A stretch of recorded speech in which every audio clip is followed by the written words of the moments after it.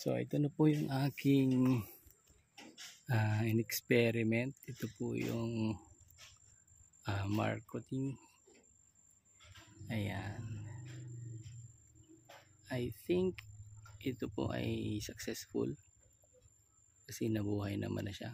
So may 2 buwan na rin to na nailipat ko. May 2 namatay. Yung 7 kong ginawa, yun yung isa namatay, yung isa nandun na, tinanggal ko na. So itong 5 tsaka itong bagong isa, ito ay successful naman siya, nagbugat to, kaya linipat ko na ngayon. At itong 5, ayan, buhay naman siya. Yan pala ang kagandahan nito, automatic may bunga agad. Tingnan nyo po, yan. So hindi na siya titigil sa pagbubunga. Ayan po, automatic may bunga siya. Pagka binarkot mo may bunga, tuloy-tuloy na yung bunga niya. Tingnan nyo po, ayan o. So ito po yung luma, ito po yung matagal na, yan o, nagbubulak-bulak na siya, ay namumunga na talaga siya. Yan po yung maliliit o. Tsaka ito medyo may malalaki na, ayan o. So malaki na.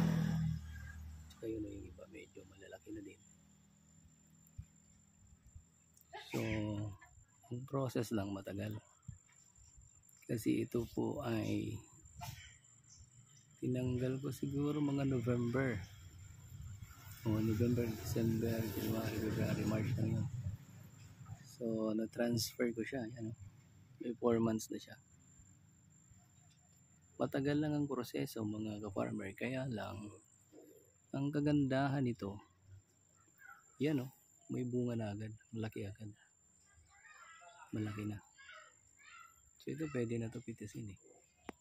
Saka yung mga nandun, mga ilang ano na lang yan, pwede na pitisin. Ayan po, yan. So yun po pala ang kagandahan pag markot, dire-diretso na mamunga.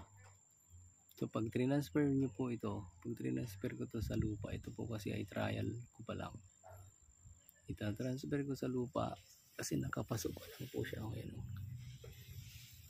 So ita-transfer ko sa lupa.